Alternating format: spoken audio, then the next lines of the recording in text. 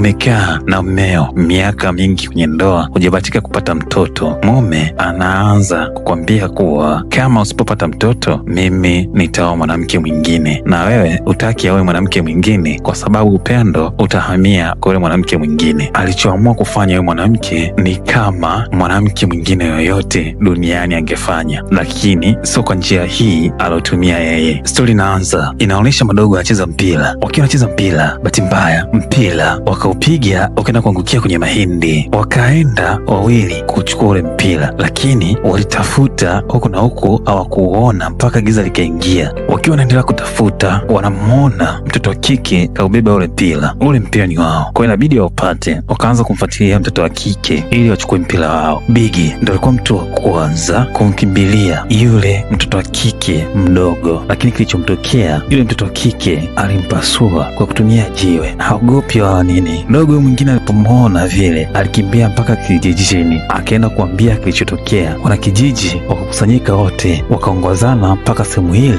aliwaambia kwamba kuna msichana anampiga jamaa yake, lakini hawakukuta mtu, hata mwili hawakukuta, walikuta damu peke yake. Wakiwa wanaendelea kuangalia pale, sauti inasikika kuwa huko kwenye mto upo mwili wa yule dogo alikuwa anapigwa kichwani. Kesho yake pale kijijini, yule mzazi wa yule dogo alikufa alianza kumtupia lawama rafiki yake aliyokuwa naye wakati anauawa na kumwambia kuwa wewe ni muuaji, haiwezekani mwenzio afe afu wewe bado mzima. Lakini dogo anamwambia kuwa mimi sijafanya chochote, naombeni mniamini. Kulikuwa na msichana ndo alifanya tukio lile, hakuna wa kumwamini, lakini kuna mzee mmoja anajitokeza pale mbele na kusema kuwa mimi bwana mdogo na kuamini. Kama umemwona mtoto wa kike mdogo, huyo anaitwa Sumala. Historia ya Sumala tunarudi miaka 20 iliyopita. Yule mzee akiwa anasimulia, kulikuwa na familia moja ya tajiri mmoja hivi. Huyu tajiri yeye alikuwa hajapata mtoto na umri ulikuwa unaenda, na mke wake alikuwa kabisa hajabahatika kubeba ujauzito wowote. Leo alimwambia kuwa mke wangu, raundi hii usipobeba ujauzito nitakuacha na nitaoa mwanamke mwingine. Lile swala lilimuuma sana mwanamke na alikuwa anaumia kuambiwa vile, anabaki kushika tumbo lakini hawezi kubeba ujauzito. Akiwa amekaa nje, alisikia watu wanaambizana kuwa kuna mganga sehemu fulani. Yule mganga ukienda kule, kama hujai kupata mimba unapata mimba. Jambo lile huyu mwanamke alilisikia. Huyo tutamwita Mama Sumala. Mama Sumala alimchukua mfanyakazi wake na kwenda naye mpaka kwa yule mganga. Yule mganga alipofika, akaanza kumpa masharti ya kitu anachokitaka. Kwanza mganga alimwambia kwamba uchawi wangu mimi sio uchawi kama uchawi mwingine ule wa kawaida, bali uchawi wangu mimi ni ule uchawi mweusi, yani ule uchawi hatari ndio uchawi wangu mimi, na ili niweze kukupatia mtoto unayemtaka inabidi kukubaliane na masharti yangu. Cha kwanza kabisa, inabidi kubali kuingia mkataba na shetani ambaye ndiyo mwalimu wangu mimi. Ukishaingia mkataba na shetani utazaa watoto wawili, mmoja atakuwa ni binadamu wa kawaida, mwingine atakuwa ni ana binadamu na ushetani. Watoto hao inabidi walee vizuri bila kuwanyanyapaa na bila kuonea mpaka watimize miaka 10. Wakishatimiza miaka 10, shetani atakuja kumchukua yule mtoto wa kishetani, afu utabaki na huyo mmoja. Kama unaona hiyo ofa ni mbaya, inabidi uondoke, maana sikulazimishi, inabidi uchague wewe mwenyewe, ni uchaguzi wako. Mwanamama baada ya kufikiria na akikumbuka maneno ya mume wake, alikubaliana na ile ofa. Kwa hiyo akawa ameingia mkataba na shetani ili aweze kupata mtoto. Mganga alianza manyanga yake ili kuweza kumpatia watoto wawili. Alimfanyia manyanga, akamaliza, akamwambia kuwa ndani ya miezi 2 utakuwa ushapata mimba. Kwa hiyo uganga wangu umeishia hapo, sasa inabidi afuate masharti yaliyoambiwa na mganga. Kweli baada ya miezi 2 alipata mimba, tena mimba hiyo ilikuwa ni ya mapacha. Kwa hiyo mme na mke wakaanza kudiskasi. Mwanamke akamwambia hivi, mke wangu, unaonaje wewe wa kwanza tumuite Kumala? Mwanamke akasema kuwa basi wewe wa pili tutamwita Sumala. Alipopata mimba, mme wake alikuwa na furaha nyingi sana, alimfanyia sherehe za kila aina kwa sababu alikuwa na mimba na yule mwanaume angepata mlisi. Siku za kujifungua zilifika, Mama Sumala akaingia leba. Siku hiyo alizaa watoto wawili, mmoja alitoka akiwa na sura mbaya, mwingine akatoka na sura nzuri. Baba alipoona mmoja na sura mbaya, aliamua kumuoa, akawa amemuoa mtoto wake wa pili kuzaliwa. Wa kwanza walisema ataitwa Kumala, wa pili ataitwa Sumala, akawa amemuoa Sumala. Siku yake yake ya kuzaliwa, na akiwa namuoa mama Sumara alimwambia kuwa mume wangu mwache mtoto, akikumbuka yale masharti ya mganga, lakini mwanaume akawa shamuoa tayari. Sasa furaha ikawa ni kubwa kwenye ile familia, kwa sababu baada ya kusubiri muda mrefu leo amepata mtoto. Mtoto alipofikisha miaka 3 alikuwa haongei na alikuwa hawezi kutembea, na kadri ilivyoendelea kukua alipata ukilema wa mkono na mguu. Kuongea akawa anaweza, lakini alikuwa na tabia fulani hivi mbaya ambazo zilimkera baba yake. Akawa anamfungia store, alimfunga mikono na mguu, yaani kama vile sio mwanaye. Mama alikuwa anaumia, lakini hana cha kufanya. Leo tena familia litahamaki, maana Kumara haonekani ameenda wapi. Kumara alikuwa sokoni anaangalia mazingira ya sokoni. Akiwa pale kwa watoto wa mjini wanamuita na kumwambia kuwa njoo tucheze. Kumara alijua na watoto wenzie, kwa hiyo akasogea kwenda kucheza, lakini hao watoto walikuwa na tabia mbaya, walianza kumpiga. Lile jambo baba na mama walikuwa wakiliona na hawakufanya kitu. Baba alimshika tena na kwenda kumfungia store na kumwambia kuwa we mpuzi, nakwambia usitoke huko ndani, lakini bado unaendelea kutoka, inabidi usitoke hapa nyumbani mpaka nikwambie mimi. Mzee siku hiyo alikasirishwa na kile kitendo cha kutoka pale nyumbani bila kumwambia, kwa hiyo alianza kumchalaza na mjeledi. Mama alimkataza, lakini baba akiamua ameamua. Kulikuwa na mfanyakazi mmoja, huyu mfanyakazi yeye alikuwa anamtia moyo kumwambia kuwa vumilia tu Kumara, mambo yote yatakuwa sawa, kuwa mkakamavu tu. Alikuwa anamtia moyo mpaka Kumara anajisikia vizuri, lakini wazazi wake hawamjali. Yani mfanyakazi leo alimwambia kuwa kesho utatimiza miaka 8, nimekuandalia zawadi, huu mdoli utakufaa kwa kesho. Baada ya hapo aliingia kulala Kumara, lakini akiwa amelala kuna sauti inasikika ikimwita Kumara,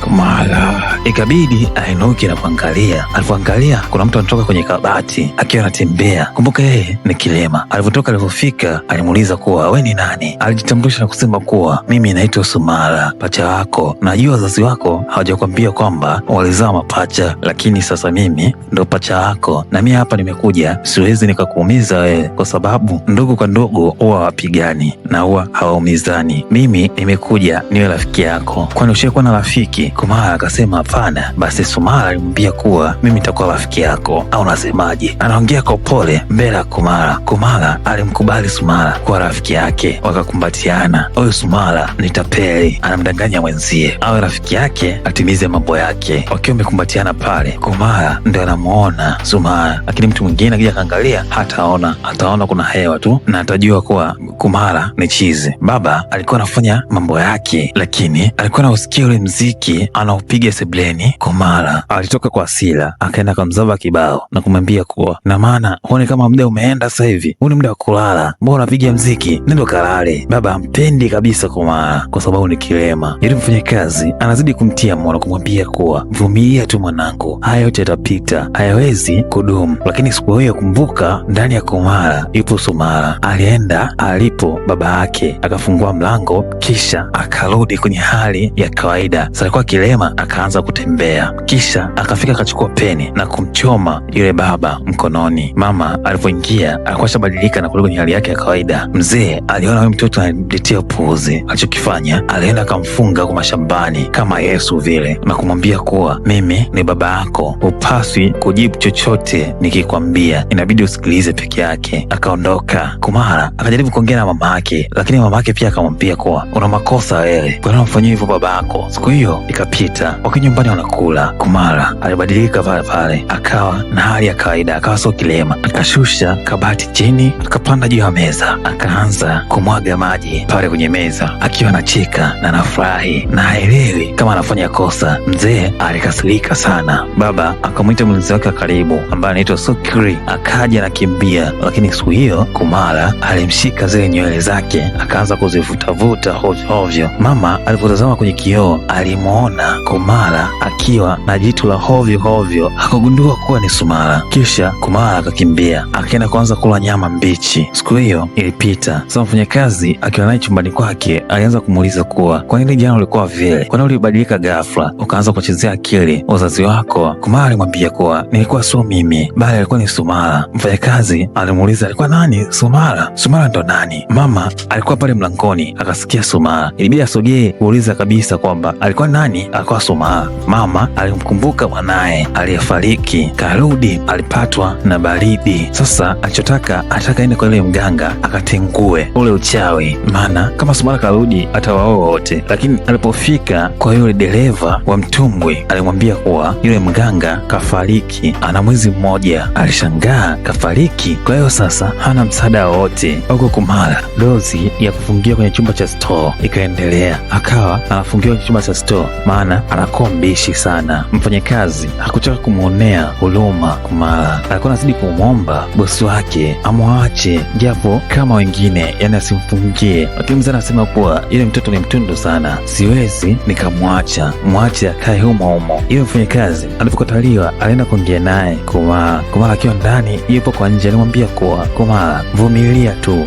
ndo maisha, kuwa mkakamavu, yani iko ndo kikubwa, usihisi vibaya, mimi nipo na wewe. Walikuwa analia kwa machungu wote, maana Kumala inaonekana hapendwi kabisa na wazazi wake. Sasa sijui walimzaa kwa nini. Akiwa nyumbani, wale watoto walikuja tena na kuanza kumuita Kumala, Kumala njoo tucheze. Akaenda kwanza kucheza nao, lakini wale walikuwa hawachezi, bali walikuwa wanamzomea na kumwonea. Walimchafua usoni, wakaanza kumcheka, walimfanyia vitu vya ajabu vingi tu, wakaanza kumcheka. Yule mfanyakazi alikuja na kuwafukuza, ila mmoja kwa dharau alichukua mpira na kumpiga nao. Yule mfanyakazi hakuchoka kumwambia kuwa vumilia, haya yote yatapita tu. Alipotazama wazazi wake walikuwa kwa juu, hawafanyi chochote, kile kitu kilimuumiza sana. Akiwa amefungiwa kule store, maana ndo sehemu anaolala, aliamka usiku akaangalia silaha yoyote iliyopo, akaona kuna kisu. Sasa kumbuka, huyo sio Kumala, huyo ni Sumaya, ndio maana anatembea kawaida na sio kilema na ana roho mbaya. Tunatoka kule tunaonyeshwa kadogo. Huyu dogo alimwona mamake achote maji mchana, lakini hakuchota. Mama analamkia na kumwambia kuwa nimekuambia toka mchana uchote maji. Dogo anamwambia kwamba mama anaenda kuchota maji, usijali. Sasa akiwa pale anachota maji, anasikia sauti inamuita, ikibidi asogee na kumwaga maji, akijua kuwa yule kiumbe ataondoka, anayemuita ondoka hapa, sikutaki. Lakini ghafla anaona kuna mtu anamchekelea, alafu kashika kisu mkononi. Alishangaa na alipoangalia vizuri aliona watu wawili. Alimwona Kumala na mwingine ambaye hamjui. Alianza kukimbia kwa uoga, lakini hakuweza kufika popote. Sumaya akiwa kwenye mwili wa Kumala alimchinja. Tukitoka kwa yule, kuna hao madogo wengine, wao wanachokiwaza ni kufanya mambo yao badala ya kulala. Alikuwa kwa juu, akaanza kumponda jiwe. Mmoja huyo mwenye afro akampiga jiwe, akawa ameanguka chini. Yule mwingine akamtazama, lakini akamkosa. Kumala akashuka chini na kumchinja yule dogo. Hapa analipa kisasi kwa sababu walimwonea Kumala. Kesho yake ukawa ni msako wa wale wadogo waliofariki, hawaonekani na wanakijiji hawaelewi watawapata wapi, maana wametafuta sana, siku 3 sasa hawaonekani. Kichana na wale wanakijiji, tunakuja upande wa madogo.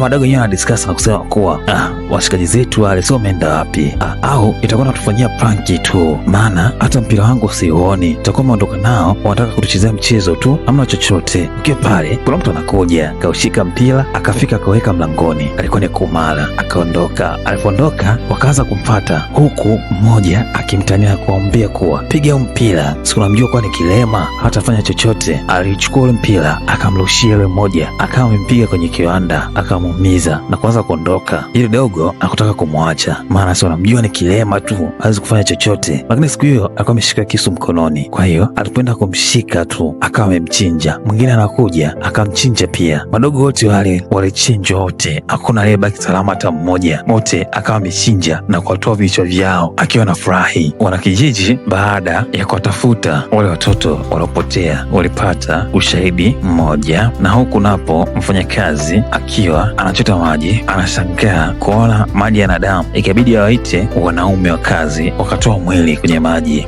Walipotoka wakaenda kule shambani, walikuta kama miili 4 ya wavulana wadogo, huku vichwa vyao vikiwa vimetundikwa. Ilikuwa ni hatari. Sasa baada ya kupata ule ushahidi, wale wananchi moja kwa moja walijua kile kindoli ni cha Kumala. Kumala ambaye ni mtoto wake tajiri wa pale kijijini. Walifika wakamwambia kuwa mwanao ni muuaji, katuulia watoto wetu. Wakamwonyesha ushahidi. Mzee aliwaambia kuwa binti yangu ni kilema, hawezi kufanya jambo kama hilo. Mmoja akalopoka na kusema kuwa inawezekana umeoa wewe kwa sababu ya wivu wako, sababu huna mtoto wa kiume na mtoto wako ni kilema. Yule tajiri aliwaonya na kuambia kuwa acheni wao ujinga hata kidogo, msinifikirie vibaya, ondokeni geukeni hapa. Tajiri alichokifanya, alienda kuangalia mle anapolala binti yake ili aweze kuona kama kuna sehemu yoyote iliyotobolewa inayomfanya Kumala kutoka nje. Alitazama akiwa mke wake, lakini ghafla alitoa mifuko sehemu, aligundua kuwa kuna njia pale. Kwa hiyo akawa amegundua Kumala ndo anafanya yote yale matukio usiku. Mama Sumala ikabidi afunguke kwa mmeo na kumwambia kuwa matukio yote aliyofanya yale sio Kumala bali ni Sumala. Yule mtoto ulimuua ile siku ndo yule, na mimi hapa nilifanya dili na shetani, tukawekelea mkataba kwamba wakifikisha miaka 10 mmoja atamchukua afu mmoja atamwacha, ila wewe ulimuua mmoja na mimi nilikwambia usimuue, lakini ukawa umemuua. Sasa hivi tupo kwenye matatizo makubwa sana. Baba ikabidi aende kwa binti yake kupata ukweli. Kumala alimwambia ukweli kuwa Sumala anamuua kila mtu ambaye anamuonea au kumtendea vibaya yeye, na nilimwambia ondoke, lakini hakutaka kuondoka. Baba alichokiamua, hakutaka kabisa kumsikiliza binti yake Kumala. Alimtafutia kitu kingine cha kumfunga nacho ukiacha kamba ili asiondoke. Mfanyakazi kama kawaida yake hakutaka kumwacha peke yake, alikuwa upande wake kwenye matatizo na kwenye raha. Ila leo Kumala alimwambia kuwa anti, na kuomba uondoke kabisa, usionekane hapa, maana kesho nitatimiza umri wa miaka 10. Anti alimwambia kuwa nitakutafutia zawadi, nitakuletea, lakini Kumala alimwambia kuwa haihusiani na zawadi, mimi nakuomba uondoke tu, ndio unachokutaka, maana kesho kuna kitu kikubwa kitatokea. Yule mfanyakazi alimsikiliza Kumala, akaondoka, akamchukua kijana wake na kuondoka naye. Huyu kijana unamuona hapo ndo yule anayewapa stori bwana kijiji kuhusiana na huyo msichana anayeua vijana wadogo wadogo, yani wavulana. Sasa muda wa kuletea chakula ulifika. Yule jamaa kuitwa Sokri alimletea chakula, lakini ghafla akabadilika na kuanza kula kishetani zaidi. Baba alichokiona, ilibidi aende kwa mganga. Mganga akaanza kufanya manyanga yake. Baada ya kufanya manyanga yake, alimwambia kuwa mke wako alifanya dili, yani aliingia mkataba na shetani apate watoto wawili, mmoja atakuwa shetani, mmoja atakuwa binadamu. Ila yule mtoto wa shetani nyie mlimuua siku yake ya kuzaliwa. Ila ilikuwa ni kosa kubwa sana, na uchawi huo uliofanyika hauwezi ukatoka mpaka yule mtoto wa shetani auawe. Mganga alimwambia kuwa kuna kisu hapa, hiki kisu inabidi uende ukamchome yule Sumala katikati ya moyo, na inabidi uwahi asije akamwingia Kumala. Akiingia kwenye mwili wa Kumala, hilo litakuwa ni tatizo jingine. So umenielewa? Mzee alimsikiliza mganga alichosema na kuondoka. Sasa Suki naye akiwa amelala akaamka usiku baada ya kusikia anaitwa. Alimkuta Kumala yupo nje anamchekea, akaanza kumuuliza kuwa umetokaje mle ndani. Kumala alikuwa anamchekea tu. Mlinzi yeye anajua huyo ni Kumala, lakini kwa kawaida huyo ni Sumala, so Kumala alianza kumnyonga na kumchinja yule mlinzi. Mlinzi alianza kukimbia, maana sasa yule mtoto anatisha. Alifika akajifungia ndani, lakini ile haikumzuia kuingia ndani. Alianza kuchomachoma ule mlango, akafanikiwa. Alifanikiwa kufungua mlango, akawa ameingia ndani, akaanza kumkimbiza yule Secret. Alikuwa anamtesa sana. Akiwa anakimbia, Kumala anamrushia kisu, akawa amemuua yule Secret. Alimkata kichwa ili amuue vizuri kabisa. Mama akiwa amelala anasikia sauti ya piano inapiga. Alipotoka alimkuta Kumala amekaa pale. Mama moja kwa moja aligundua kuwa yule ni Sumala. Kumala hawezi kufanya jambo lile usiku ule. Alianza kumwomba msamaha kuwa Sumala, naomba unisamehe, lakini Sumala alikuwa anakuja, alikuwa haogopi kitu chochote. Mama alikimbia mpaka chumbani kwake na kujifungia, lakini ile haikumzuia Sumala kuja. Alianza kuchomachoma pale mlangoni na kupata upenyo. Alimwambia mama kuwa, mama, tucheze mchezo, wewe uwe mke wa shetani, unasemaje? Mama alichukua kiti na kutaka kumpiga nacho Sumala. Alifanikiwa kumpiga, akaanguka chini. Alipoamka alikuja moja kwa moja na mlango ukawa umeanguka. Sasa akamsogelea yule mama, japo mama alikuwa anajitetea, lakini mbele ya Sumala ameyakanyaga. Akiwa anataka kumchoma kisu, akawa amekiuziwia. Alipozuia kuchoma kwenye kifua, Sumala akachoma kisu kwenye mguu. Yule mama akaanza kutangatanga huku na huku Sumala akimwambia kuwa sawa, mimi mlinioa, lakini vipi kuhusiana na Kumala? Mbona mlikuwa mnamlea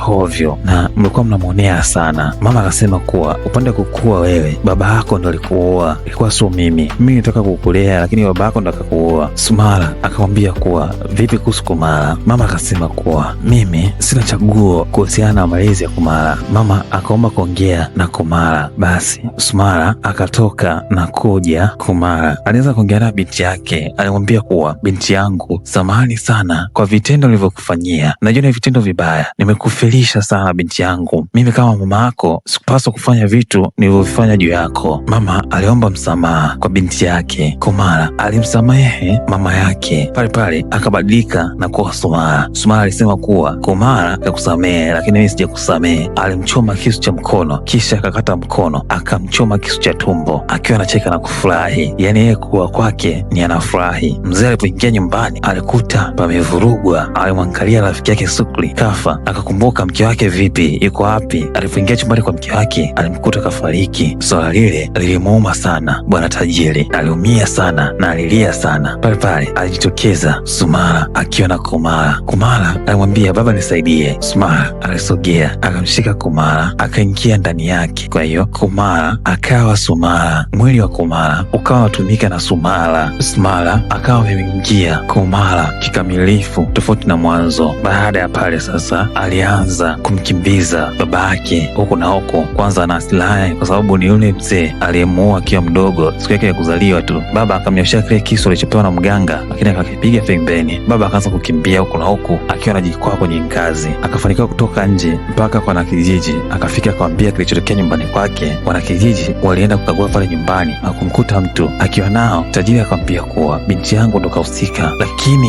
wanakijiji binti yake wanamjua ni Kumara. Yeye alitaka kuambia kuwa sio Kumara, ni Sumara. Wanakijiji walitoka na kwenda kuanza kumtafuta, lakini Sumara yeye alikuwa na mwinda, alikuwa na baba yake, alikuwa hajamalizana naye. Mzee akiwa anamtafuta kwenye mahindi alijitokeza, akamshika na kumwangusha chini, akaanza kumnyonga, lakini mzee alimzidi nguvu na kumshika akamweka chini, akampiga na taa, akawa amezimia. Mzee akachukua kile kisu na kutaka kumchoma, lakini huruma ikamwijia, akamfunga kwenye gunia akijua amekufa. Lakini ghafla mtu akaanza kuongea, na akiwa amekaa pale, ghafla mtu anapotea kwenye gunia akawa haonekani. Ili mzee akaanza kukimbia huku na huku. Sumara anasimama na kuanza kumfuata baba yake alipo. Yule mzee hakutaka kushindwa nguvu na mtoto aliomlea yeye, na aliyemuua mara ya kwanza alimpiga akamwangusha chini, kisha akasogea kwenye kile kisu alichopewa na yule mganga. Raundi hii hakutaka kuacha kumuua, alimchoma katikati ya moyo, damu nyingi zikimtoka. Alijua kuwa kashamaliza kazi, lakini ghafla mtu anasimama akiwa anacheka kwa furaha. Alimwambia kuwa mwili wangu ulipoingia kwenye mwili wa Kumara, moyo wangu sasa hivi haukai mkono wa kushoto, upo upande mwingine. Kwa hiyo ulipochoma sio. Sumara alisogea akamtoa utumbo baba yake. Yule mzee alikufa kwa mateso sana, maana ndio mtu aliyekuwa anamtesa binti yake wa kuitwa Kumara, na alimuua Sumara kwa sababu akiwa mdogo hakuwahi kupata upendo kutoka kwa wazazi wake. Stori inaishia hapo. Baada ya hapo mama na baba walizikwa, lakini Sumara hakuonekana alipo. Aliyekuwa anasimulia ile stori akamaliza kwa kuambia kuwa kama Sumara karudi, inabidi kuanzia giza linapoingia watoto wasiwe wanacheza hovyo hovyo nje, maana ile itakuwa ni hatari kwao. Na hii stori inaishia hapo. Kama umependa stori hii, naomba tafadhali usubscribe, ulike, usisahau kuweka komenti yako. Asante na karibu tena kwenye chaneli hii.